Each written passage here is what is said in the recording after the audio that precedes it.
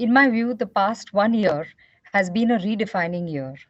From a marketing lens, we have had to respond with agility to the ever-evolving consumer needs in order to stay relevant and efficient both.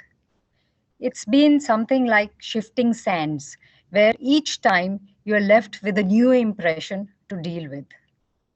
So during the course of the year, we've had to actually pull all the marketing levers possible to walk alongside the consumer. We at Yes Bank actually developed a lot of contactless, seamless solutions in order to make the customers feel physically safe, in order to allow them to explore and navigate through these solutions. We actually used AI-based real-time conversational tools.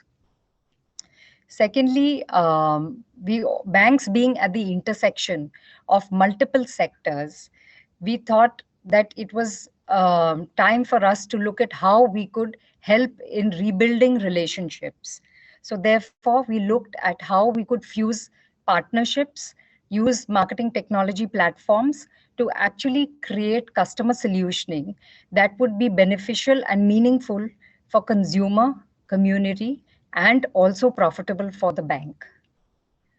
One such example was Yes for Local, essentially a digital platform that onboarded homegrown brands and promoted their products to consumers. For another segment, which was the MSME, we actually developed another digital platform, Yes BizConnect, which essentially enabled the SMEs as a sector to opt in for digitization of operations through the tech solutions that were made available for them. Taking these solutions, multiple solutions, some of these which I've spoken about, we actually went to market with very empathetic messaging around them, both messaging that was mindful and thematic, bearing in mind the situation, the realities of the environment that we were in. So for example, at the unlock stage, we put out a campaign with the theme of Zimmedari se Tayari. The idea was to nudge the consumer to actually, as we were unlocking and moving out and about with our lives and work, the idea was to nudge the consumer to be responsible and follow the guidelines, social distancing guidelines and other guidelines that were put out by the government. And we also brought to light and brought to the fore how the bank was responsibly walking alongside the consumer in this journey.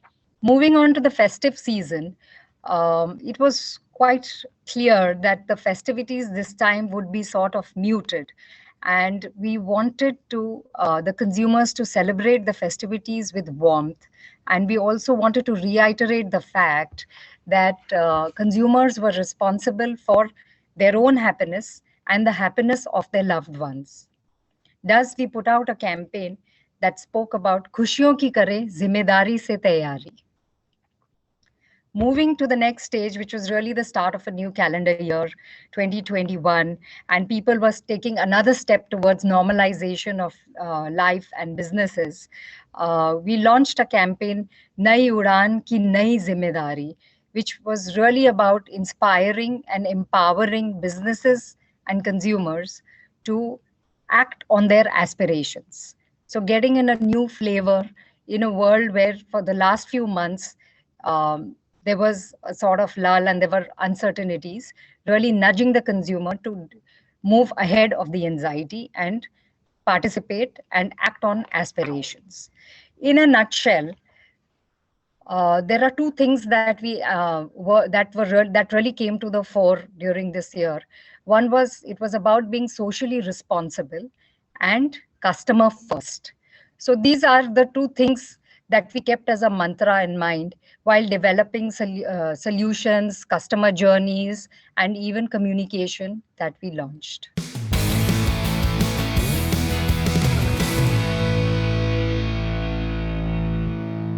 To my mind, a limitless future is really about having a world that is sustainable and equitable.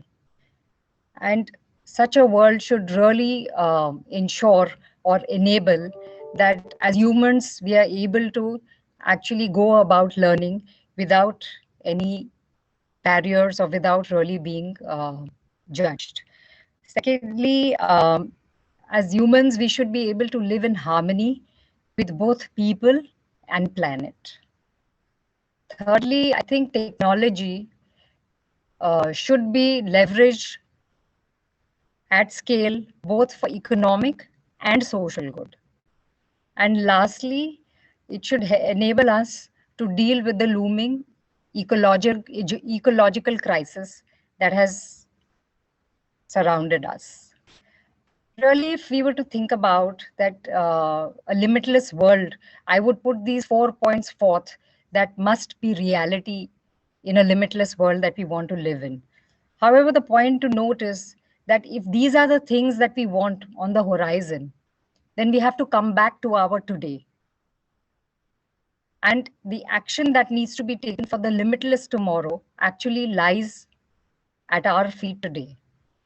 The pandemic has been one such intervention that has enabled us to relook at our lives, understand that we need to recalibrate and re-engineer the way we go about living today, whether it is about the way we consume things, whether it is our relationships with people and planet both, whether it is the way we conduct businesses, whether it is the way we educate ourselves. So it is essentially a wake up call to say that relook and reshape your lives. And the pandemic has helped us pause, and we should use this opportunity to reconstruct in a more meaningful way. And I think to take that one step forward, it is very important. And what we're going to see is that the leaders of today will influence this shift in a very large fashion. So this is a call out to all the people in positions of power and decision making, whether it is at a policy level, at a national level, at maybe in corporates, and leadership put together in different shapes and forms. The shift has to be driven by the leaders to actually reshape the world. That's how I see us moving towards something that is limitless for us in the years to come.